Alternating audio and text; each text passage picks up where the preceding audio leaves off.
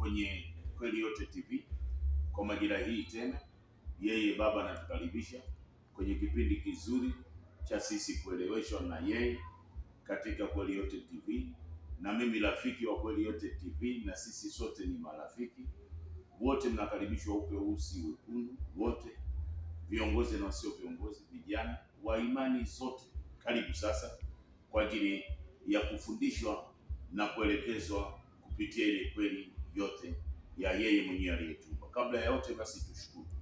Baba mwema mzuri, tunakuinua, tunakushukuru kipindi hiki tena cha pekee kwa ajili ya sisi kutuongoza, na wewe ukiwa unatufundisha kwa furaha kabisa na kwa utulivu, sisi weusi, weupe, wekundu, viongozi na wasio viongozi, kwa majira hii ya pekee kabisa. Unatukuzwa wewe, unainuliwa kwa sababu ya kipindi hiki kwa ajili ya kuendelea kutufundisha na kutuelekeza. Imetokea. Karibu tena marafiki, kwa wakati mwingine tena kwenye Kweli Yote TV. Mimi nikiwa rafiki wa Kweli Yote TV na nyinyi tukiwa marafiki pamoja, kwa sababu uumbaji wa marafiki ndio upo juu ya nchi. Leo tunafundishwa na yeye kila ambacho ni wewe ulikuwa unakifahamu na unaweza kuwa ulikuwa unakitumia, lakini leo utafahamu, kwa sababu siku ya mwisho ni kuifahamu kweli yote. Kwa hiyo leo tangazo kwa sababu ya tarumbeta ya kwamba katika siku ya mwisho hakuna jiwe litakalobaki kuwa juu ya jiwe, hakuna msingi wa uongo utakavyokuwa utasimama kwenye juu ya msingi. Kwa hiyo kweli yote pekee yake ndio atabaki. Kwa hiyo leo, bila kupoteza wakati, viapo vyote na maagano yote hayatafanya kazi tena.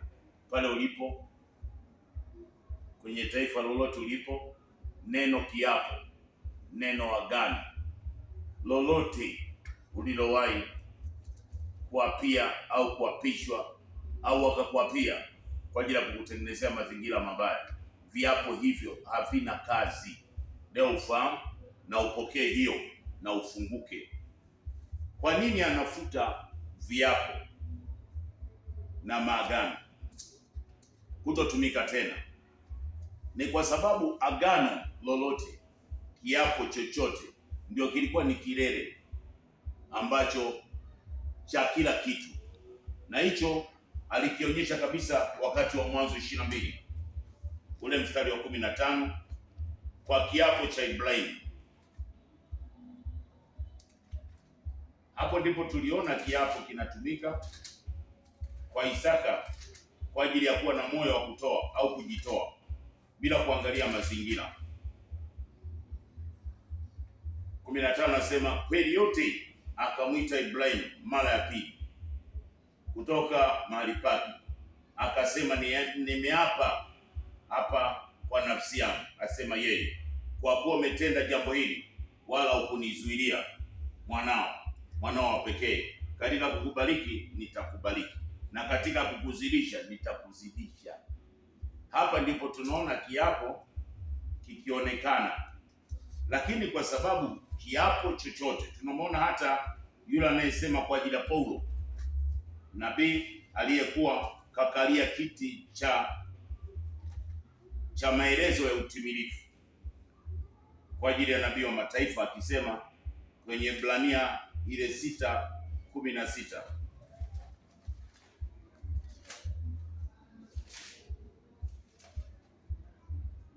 kwa hiyo kiapo ni mwisho wa maelezo, maana wanadamu hapa kwa yeye aliye mkuu kuliko wao, na kwa ukomo wa mashindano yote ni maneno, ni kiapo, kwa kuyathibitisha katika neno hilo, yeye Mungu akitaka kuonyesha zaidi sana waisio ile ahadi, jinsi mashauri yake yasivyoweza kubadilika, alitia kiapo katikati yake. Kwa hiyo kiapo kinaonekana ndio ilikuwa ni msingi wa kila mmoja, lakini kiapo hakijatenda vizuri kwa wenye haki. Yeye utambue, kiapo na maagano yamekuwa kwa wale waliokuwa kwenye ufalme mwingine, ndio walikuwa wanajua maana ya viapo, maana ya maagano, lakini wenye haki hawakuwa. Kwa nini ilikuwa hivyo? Na kwa nini leo hawezi akatumia? Yeye yeye anafahamu kwenye ile kitendo cha kumwacha Adam, kumwacha baba na mama, pale mahusiano yaliisha. Kwa hiyo hapo ndipo tulipokwenda utumwani, kwa sababu ya pale tulipokuwa tumevalishwa kwenye Mwanzo 2:23, Adam na Hawa alipomwacha baba mama, na baba hakumwelewa na wala mama hakumwelewa. Kwa hiyo hicho kitendo cha kumwacha ndicho kilichotengeneza nguvu ya utumwa, kutovaa uhalisia, yani kutovaa ile moja ndani yake. Moja ni nini? Moja ni ile kutawala. Mwanzo 1:26 anasema mimi nakuumba kwa mfano wangu, kwa sura yangu katawali. Kwa hiyo alikuwa na akili ya baba, alikuwa na jicho la baba.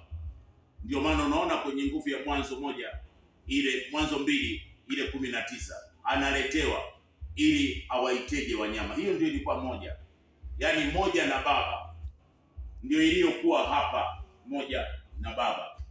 Toka anzia kwake kwenye mkono kuingia tumboni tunafanana na kuja juu ya nchi.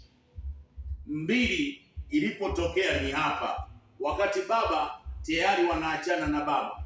Baada ya kuita mwaka wenye miezi 9 ndani ya tumbo, waliita miezi 9 tu peke yake.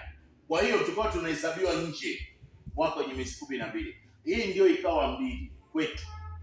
Kwa hiyo mahusiano na baba kutoka kwenye mwaka wenye miezi 12, huku ni imani, huku ni tumaini, ni ibada usizozijua, ila ziko kwenye msingi wa kuonekana ni ibada, lakini zipo za Mafarisayo, Masadukayo, ibada ya mawe, ibada ya miti, ibada ya watu walioondoka, waliolala. Hapa ndio ibada. Kwa hiyo huku wakati tunaomba kutoka kwenye mwaka wa miezi 12 kurudi hapa, hakuna mahusiano. Ina maana hapa tulikuwa tunapotelea hapa sisi. Kwa hiyo hii ndio 2 ikaonekana, ndio sasa tukawa tunaishi nusu. Hii ndio nguvu ya kuvalishwa majani hapa. Baada ya hiyo tunaona kwenye Mwanzo ile 3:7 Adam akashindwa kutoweza kuisikia tena maelekezo ya baba. Taisoma hapa Mwanzo 3:7 anasema, tuanze 6. Mwanamke alipoona ya kuwa ule mti uliofaa kwa chakula wapendeza macho, nao ni mti wa kutamanika kwa maarifa, basi alitoa katika matunda yake akala, akampa na mumewe naye akala. Wakafumbuliwa wote mawili macho. Ina maana hapa wamefumbuliwa kupitia Mwanzo 2:23 mpaka 25, tayari wako uchi. Kwa hiyo hapa ni maelezo ya hii Mwanzo 2:23. Kwa hiyo anakuonyesha walivalishwa nini. Wakafumbuliwa macho wote wawili, wakajiona wako uchi, wakashona majani ya mtini, wakajifanyia nguo. Kisha wakasikia sauti ya kweli yote ikitembea bustanini wakati wa jua kupunga. Adam na mkewe wakajificha, kwa sababu hawana mawasiliano. Kwa hiyo tunaona hapa kwenye Mwanzo 3:21 yeye baba akawafanyia Adam na mkewe mavazi ya ngozi akawavika. Ndio maana wakawa sasa kwenye nguvu ya Mwanzo 5 ule mstari wa 5 wakiwa wamekufa na miaka 930. Hapa ndipo ambapo miaka yetu utumwani tukaenda. Kwa hiyo hapo sasa ndio tunaona kwa Yeremia, hapo ndio na yeye anaonyeshwa kwamba waambie hao mpaka itakapotimia miaka 70. Kwa hiyo nimewafunga nila ya chuma. Nila ya chuma ina maana haifunguliwi na yeyote. Yeremia 28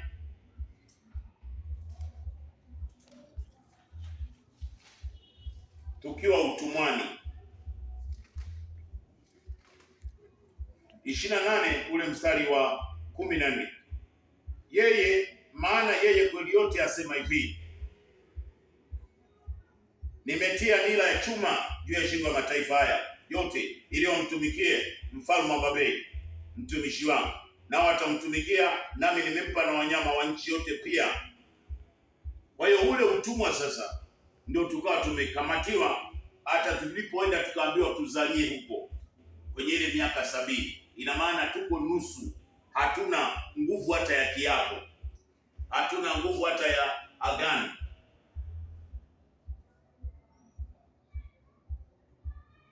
29:4. Yeye kweli yote ambaye ndiye Muumba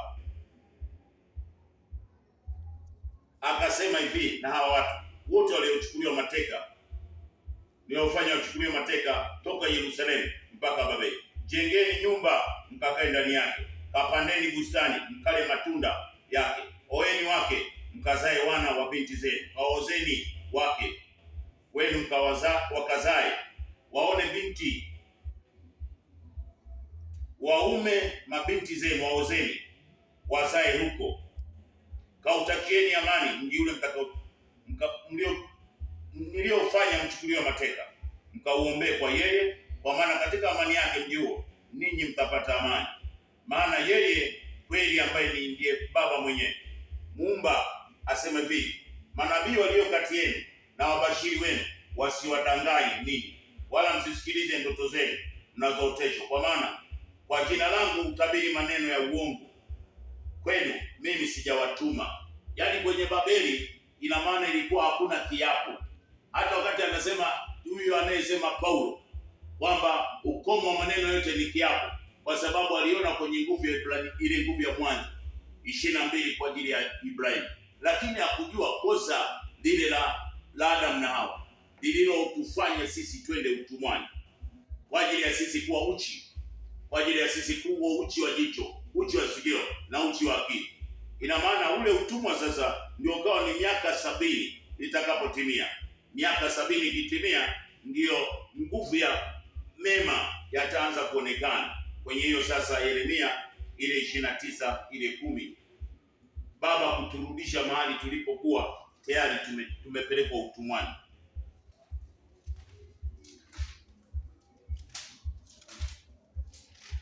Nasoma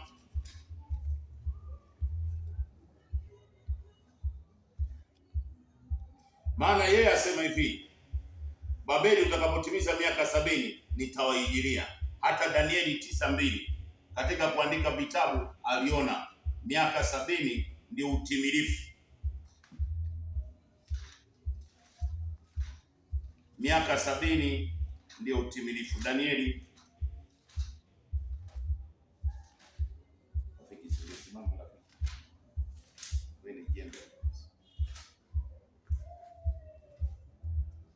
Danieli ile 9 tuione na tushuhudie.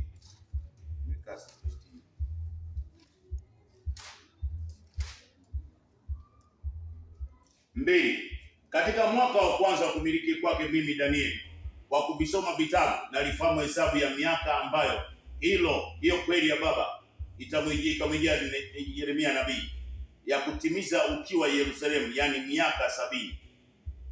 Nikamwelezea yeye kweli yote, lakini akanificha akaniambia, wewe nenda tu, kwa sababu hii mambo ni ya muda mrefu sana. Tunaona hata mahali pa Kutoka tunaongelea hiyo 70 ili uione kwamba ina maana kubwa na ndio utimilifu haya. Hata Kutoka ile 1:5, na nafsi zile zote zilitoka vinoni mwa Yakobo zilikuwa ni nafsi 70. Tunaona Mika 7 ile 4.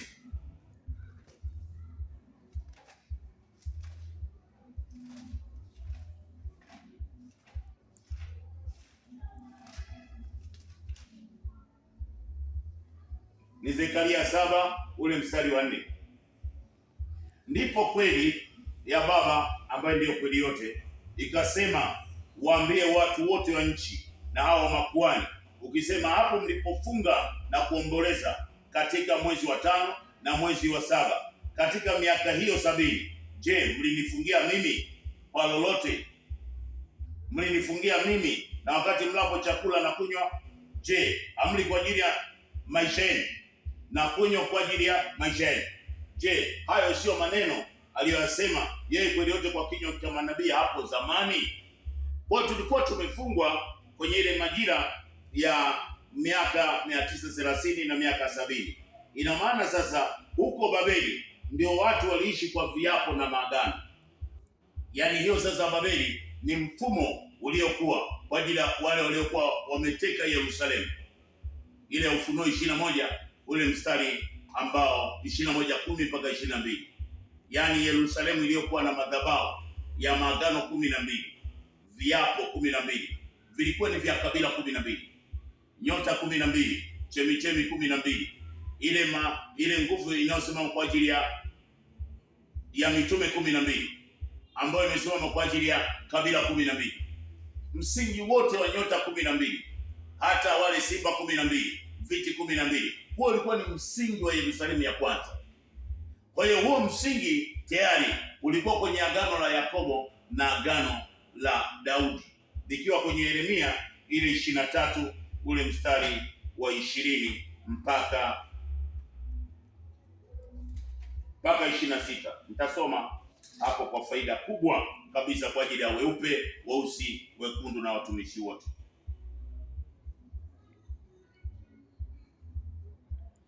Maana yeye asema hivi, kweli yote, kama mkiweza kulivunja agano langu la mchana na agano langu la usiku, hata lisiwepo tena mchana na usiku kwa wakati wake, ndipo agano langu nililofanya na Daudi mtumishi wangu laweza kuvunjika, hata asiwepo mwana wa kumiliki katika kiti chake cha enzi.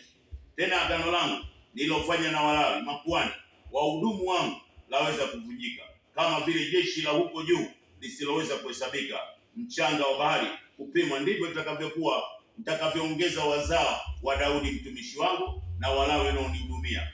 Kisha hiyo kweli kanijia tena, kamujia kusema, je, ufikiri ni jambo wanalosema watu hawa wakinena, jamaa zile mbili alizozichagua Baba amezitupilia mbali? Hivyo ndivyo wanavyowazania watu wangu, ili wasiwe taifa tena mbele yao. Yeye kweli asema hivi, ikiwa agano langu la mchana na agano langu la usiku halikaa imara, basi hapo ndipo nitakapowatupilia uzao wa Yakobo na Daudi mtumishi wangu, hata asitwae wazao wake watawale juu ya nchi. Kwa hiyo tunaona hili agano ndio kwa sababu liko utumwani, na tayari Yakobo ambaye ndio kabila 12 tunaziona kwamba ziko kwenye utumwa sasa huo. Ndio maana unasema baada ya miaka ile 70 Baba wakati wa kuingilia kwa ajili ya utimilifu atamharibu Babeli na ataharibu taifa lile na ataharibu Wakaldayo, zile ibada zote ambazo tulikuwa tunaziona. Kwa hiyo tunaona hata kwa levo ya Yesu alipofika kwa ajili ya kuja kuelezea sasa, watu hawakujua kwamba alikuwa na maana gani. Wote sasa tulijua kwamba Yesu amekuja kutusaidia, lakini Yesu kilichomleta hapa juu ya nchi ni kuja kutuonyesha siku ya mwisho inavyokuwa na ishara zake na ibada zilivyokuwa za Mafarisayo. Ila kwa sababu tulikuwa utumwani na yeye hakutakiwa kabisa kuionyesha na kuifunua ile siku yake kwa ajili ya siku ya Baba na ile majira timilifu ya yeye amekuja kufanya nini, hakuna aliyekuwa anajua, kwa sababu kitabu kilikuwa kimefungwa, kile cha maelezo yote, kitabu cha uzima. Tunaona kwenye nguvu ya mahali ile Isaya 6:8-13 tunamwona akija kuendeleza ule upofu, kutufundisha uziwi tusifunguke. Tunaona kwenye Mathayo 13 kwamba kama vile ilivyosoma kwenye kitabu cha nabii Isaya kwamba kuona wataona lakini hawataelewa, kusikia lakini hawatasikia vyema, moyo wanao lakini umetiwa uzito.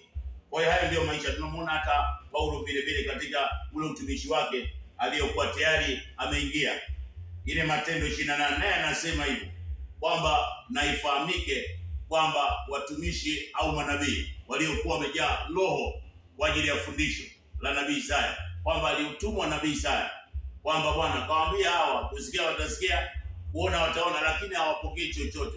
Kwa hiyo tukawa kwenye utumwa mpaka ile miaka 70 ambayo tumeachana na Baba itimie, tupate majira ambayo itakuja kusimama kwa ajili ya kuvunja hii mifumo ya majira ya unabii.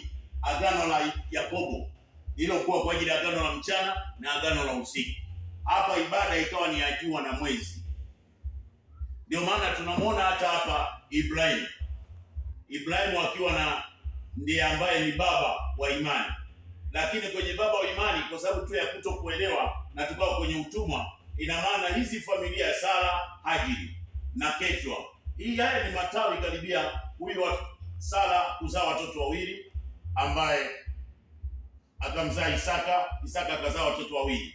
Huyu Ketura ambaye akazaa Wachina wa Asia wote, na huyu Ishmaeli akazaa watoto 12. Ina maana kulitokea majira, mifumo hapa, kalenda ambazo kila mmoja na imani yake. Kwa hiyo kalenda unazoziona zimetawanyika ni kila mmoja alitengeneza namna ya kupita. Sasa kuna majira ambayo ya kutukusanya sisi, kututoa pale. Kwa hiyo ili sasa tutoke kwenye majira tulizokuwa Babeli. Babeli ina maana ni ule mfumo uliokuwa wa kabila 12, ile msingi uliokuwa kwa ajili ya kukabidhiwa Babeli. Kwa hiyo tunaona sasa kwamba hata wakati anakuja sasa huyo kweli kwa levo Yesu kuja kusema, hakuna aliyekuwa anaweza kufahamu kwamba yeye ni nani. Kwa hiyo tukakabidhiwa sasa kwa Babeli utimilifu mpaka majira ya 70, miaka 70. Tumeisoma kwenye miaka 70 hiyo Yeremia 29, tumesoma Zekaria 5, Zekaria 7:5, zile miaka 70, Kutoka 1:5, nafsi 70, Ezekieli 3:16, mwisho wa siku 7, Babeli taifa lile. Ina maana ukawa ni mfumo sasa mpaka utimie huu majira wa Babeli. Babeli usipotimia hakuna majira ya kugeuka.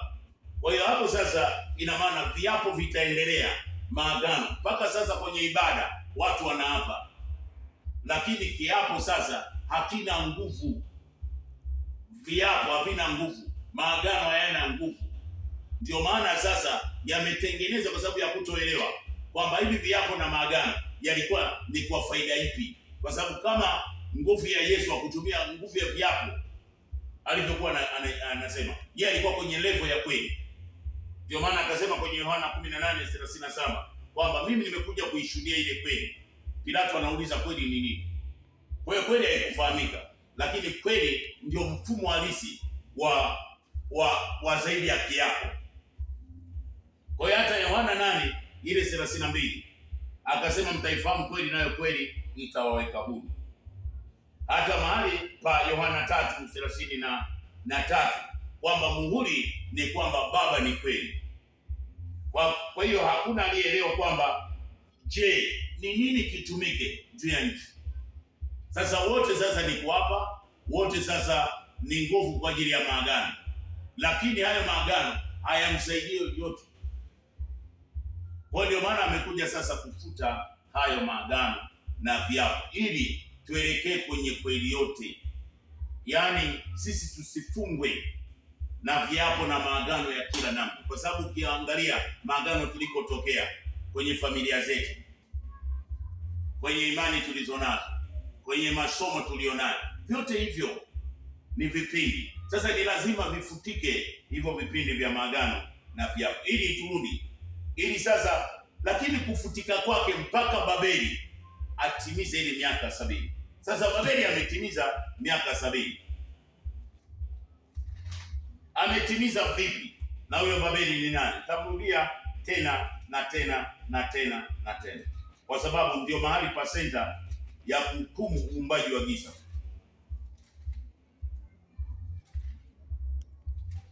Yeremia 25 ule mstari wa 12, na itakuwa miaka hiyo 70 itakapotimia, nitamwadhibu mfalme wa Babeli na taifa lile, asema kweli yote, kwa sababu ya uovu wao, nayo nchi ya Wakaldayo pia, nami nitaifanya kuwa ukiwa milele na umilele. Kwa hiyo sasa tunaona Babeli, tunaona ni mfumo aliokuwa amekabidhiwa. Uumbaji wote huu uko kwenye mfumo wa imani na tumaini. Hiyo ni mifumo kabisa ya utendaji wa kuamini vitu na watu. Kwa hiyo utendaji sasa wa Babeli ni ule msingi mpana wa ibada mbalimbali, mambo ya ovyo, mambo mabaya juu ya nchi, lakini akiwepo msimamizi mkubwa kwa ajili ya hayo kuhendo hayo mambo, anaitwa nguvu. Tukisoma kwenye Ufunuo 18 na ule ile nguvu ya Ufunuo 17, wakisaidiana kabisa na yule kahaba huyu. Sasa kwa sababu ukiangalia hapa, hii ni baada ya kuita mwaka wenye miezi 9, waliita miezi 9. Kwa hiyo huyu akakaa hapa kwenye Ufunuo 17, ndio hapa pakawa mtawala anaitwa kahaba kwa siri sana juu ya nchi, bila kuelewa kwamba ni kwa nini mifumo ya mambo mabaya tulikuwa tunatumikishwa, lakini ni mfumo wa siri uliokuwa. Hichi ndio kitabu cha ndani na nje kilichokuwa kimefungwa. Sasa kwa sababu ya Ufunuo 5 kitabu kufunguliwa kupitia Ufunuo 10, kwa hiyo tayari sasa ina maana huyu kueleweka kwamba uumbaji unaanzia ndani ya tumbo, kwamba mwaka wa kweli unaanzia tumboni, ili sasa kutoa yale maroho tuliyokuwa nayo juu ya nchi na viapo na maagano. Ndio maana unaona kuna viapo na maagano ya mila, viapo na maagano desturi, viapo na maagano koo zetu, viapo na maagano lugha zetu, viapo na maagano kabila zetu, asili zetu na imani zetu. Kuna viapo na maagano. Kwa hiyo hivi haviwezi kutenda kazi kwenye majira hii ya yeye Baba, kwamba majira yanayoanzia hapa. Kwa hiyo hakuna viapo hapa wala maagano hapa, ni katika level ya kweli peke yake. Kwa hiyo tunaona sasa huu mfumo ndio unakuwa kama nguvu ya Babeli kwa ajili ya mfumo huu wote. Kwa hiyo hapa kuna ibada mbalimbali na viapo vyake. Kwa hiyo sasa representer wa Babeli ni Amerika, na taifa lile linalohukumiwa ni Israeli, ni ile lilobeba madhabahu ya kabila 12, na vita ile kwa uhalisia unayoiona sasa, hiyo ni kini sasa, lakini ndio vita ya siku ya mwisho. Siku ile utaiona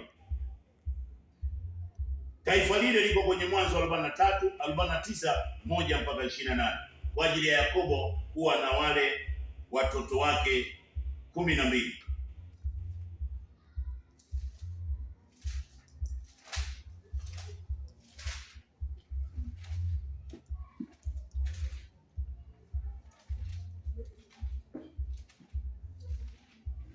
Yakobo akaita wanawe akasema, kusanyikeni ili niwaambie atakayowapata siku za mwisho. Kwa hiyo ukisikia kabila 12 ni tabia za makabila yote juu ya nchi. Kwa hiyo msingi uko kwenye kabila 12 za Israeli. Ndio maana kabila la kwanza ni anaitwa Ruben. Ruben kuwa anapanda kitanda cha babake, yaani mambo mabaya mabaya kwenye familia. Tunamwona huyu Simeoni na Lawi, na yeye ni wauaji wapo. Tunamwona Yuda akiwa ndiye mwenye fimbo ya enzi, lakini ukisoma kwenye nguvu ya Mwanzo 38 utapata Yuda anakwenda kwenye kukata manyoya, anakutana na mkamwana wake aliyejifanya yule Tamari, alijifanya kama kahaba kwa ajili. Sasa yule baba akawa ni mwenye siri. Yuda akatoa rehani, pete na fimbo ya enzi. Haya mahubiri yote unaona Yuda, fimbo haitatoka, fimbo haipo. Kwa hiyo unaisoma hapa hiyo Mwanzo 38. Tunaona sasa msingi wa Babeli na taifa lile na Wakaldayo, msingi wao ni kiapo na agano, kwa sababu wako Babeli na ndio watumishi. Kwa hiyo na sisi tukaadapta, tukachukua hiyo mfumo wao. Kwa hiyo na sisi tukawa tunaona kwamba kiapo na viapo na maagano ni viko kwenye hadithi, lakini kwa sababu tulikuwa utumwani hatukuweza kupata faida juu ya viapo na maagano. Kwa hiyo kiapo na agano ilikuwa ni wale waliokuwa wanafahamu kwamba tulikuwa tunaishi utumwani. Kwa hiyo tunaona hapo kwamba haya maagano ndio yakawa kwenye nguvu ya agano lile la Ufunuo 21:10 mpaka 22 na Ezekieli 8:12, ibada za jua na mwezi. Kwa hiyo mwaka huu akasema hii majira ya Yerusalemu ataivunja. Kwa hiyo kiapo na agano kwenye majira ile ya wakati huo haipo. Kwa hiyo siku ya Baba ambayo ndio inatamkwa kwenye mahali pa Mwanzo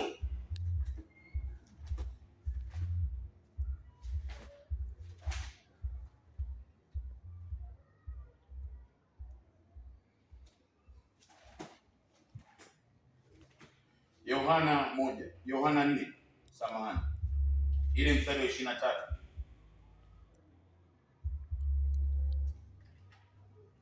na Mathayo 24 ule mstari wa 36.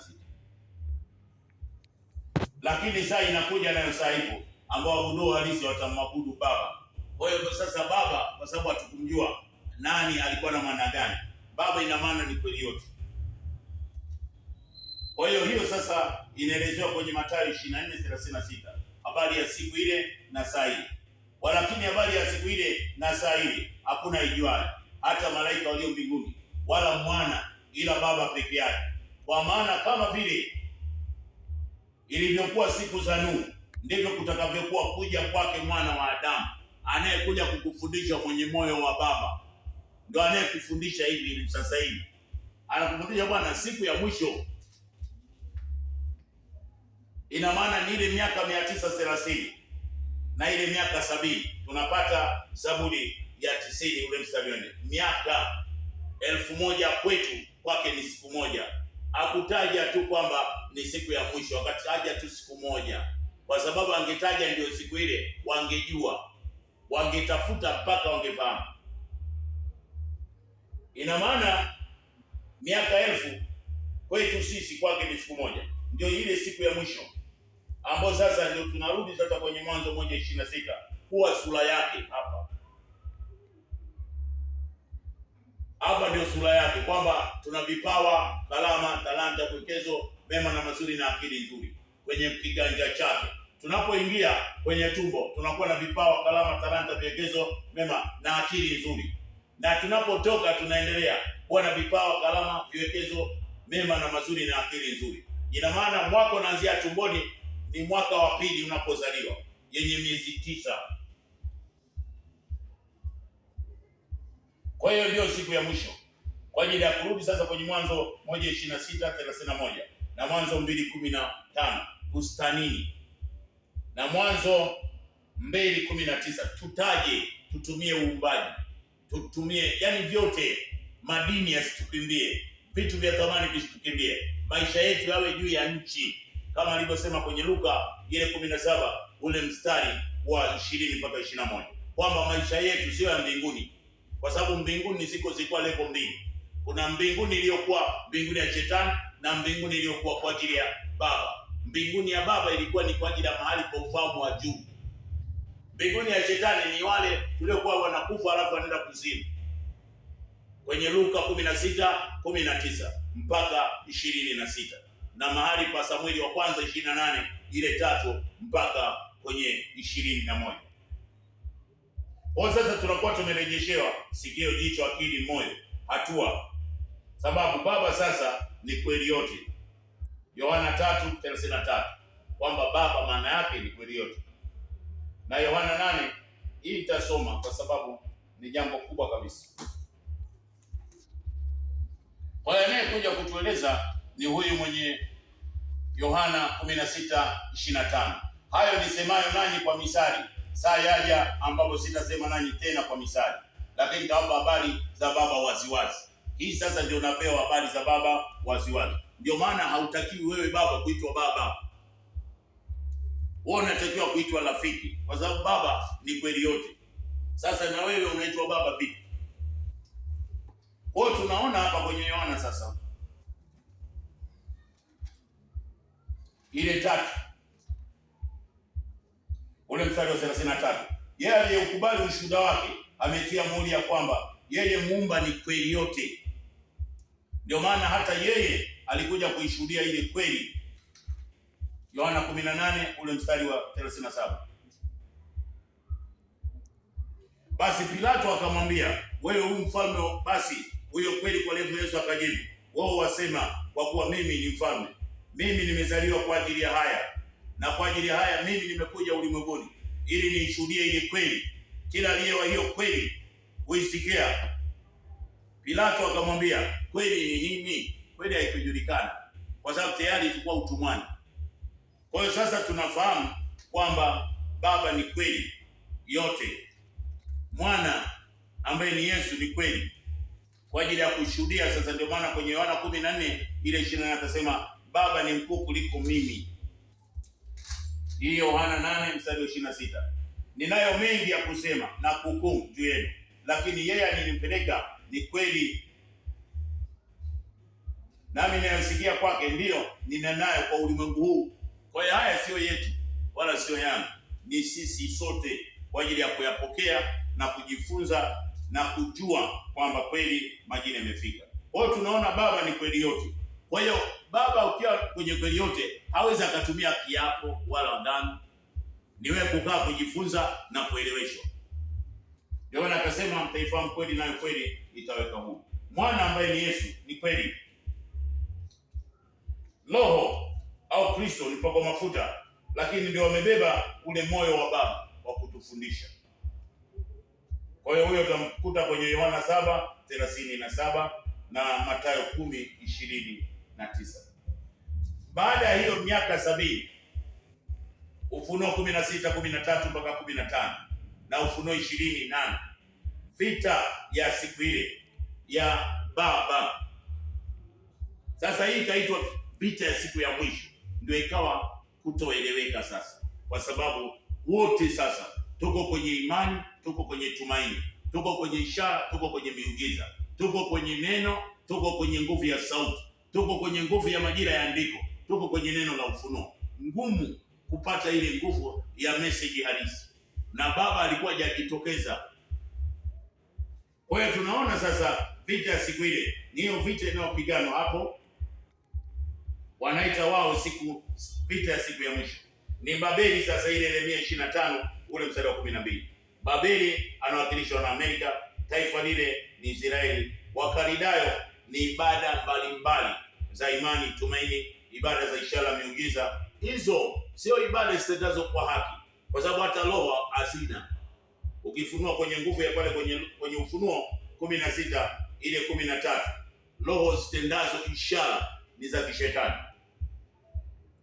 Kwa hiyo msingi sasa wa dunia ulikuwa kwenye ile Yeremia sasa 33 ile 20 kwa Yakobo, kabila 12 ambayo sasa ndio taifa lile. Kwa hiyo linahukumiwa sasa baada ya kufika kwenye ile mfumo sasa wake wa majira timilifu. Luka 22 ule mstari wa 30.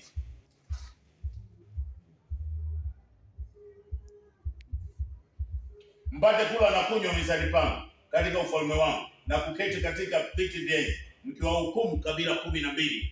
Kwa hiyo kabila 12 ina maana ya kuhukumiwa huu mfumo wa Yerusalemu ya kwanza, unahukumiwa na majira hii ya siku ya mwisho iliyobeba siku ile miaka 930 jumlisha ile miaka ya utume miaka 70, unapata miaka 1000.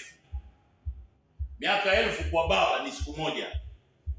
Ndio tunarudi sasa kwenye linki ya kuwa moja juu ya nchi, kwanza kumwabudu Baba katika kweli yote. Ndio maana hata Mathayo 19 vile vile kwamba kabila 12 zitahukumiwa. 19:28.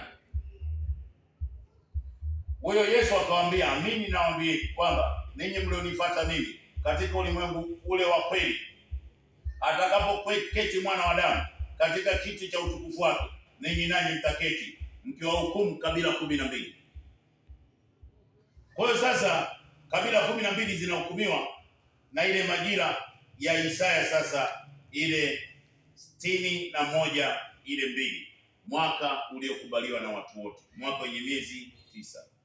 Zekaria 14 kwamba ile siku ya Baba ambayo haina usiku wala mchana, ina maana haina nguvu ya kukontroliwa na jua wala mwezi. Hiyo ndio Judgment Day ambayo tulikuwa tunaisubiri.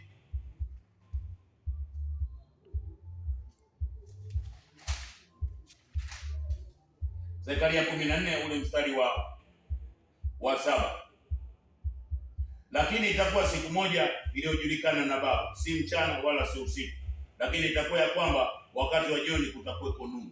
Kwa hiyo hakutakuwa na giza, yaani utendaji wa kishetani hautakuwa mahali hapo.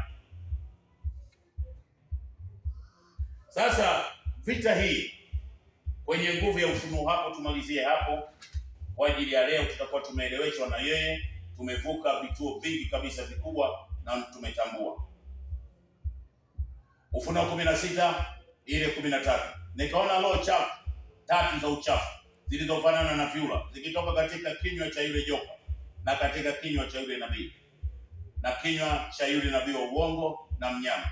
Hizo ndizo roho za mashetani zifanyazo ishara zitokazo na kuwaendea wafalme. Wafalme ina maana ni watu wote. Kuna wafalme wa aina mbili, kuna wafalme wa kiserikali na matajiri na wafalme ambao ni watu tu wa kawaida. Hizo ndizo roho za mashetani zifanyazo ishara tokazo na kuendea wafalme wa ulimwengu wote na kuwakusanya kwa vita ya siku ile kuu ya Baba. Tazama naja kama mwizi. Ndio maana amekuja yeye sasa, ili atuonyeshe hiyo vita ya siku ile ni ipi. Hiyo vita ni ile ya Babeli ambaye alikuwa amekabidhiwa miaka 70 na taifa ile, ule mfumo wa kabila 12. Ndio maana unaona Israeli yuko kwenye nguvu ya kujitukuza akiwa yeye ndio taifa, lakini ina maana ni msingi wa kabila 12 juu ya nchi, ambao watu wote hata mkiwa kabila 200 kwenye taifa wote tumebebwa kwenye msingi wa kabila 12. Kwa hiyo vita inayopiganwa pale ambayo ilikuwa inahusika sana na Babeli kwa ajili ya Amerika na taifa ile kwa ajili ya Israeli na Wakaldayo ambao ni imani mbalimbali zilikuwa pale. Watu wote walikuwa pale kwa sababu mataifa yaliyokuwa wamewabeba yalikuwa pale, ndio yalikuwa yanapigana kwa ajili ya utimilifu wa nyakati wa pili ile 36 ule mstari wa 20.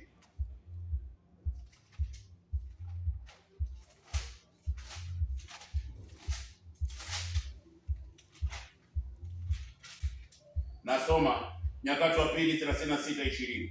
Na wale waliokoka na upanga akawachukua mpaka Babeli, wakamtumikia yeye na wanao, kwenye ile Yeremia sasa 27 ile 5 mpaka 9.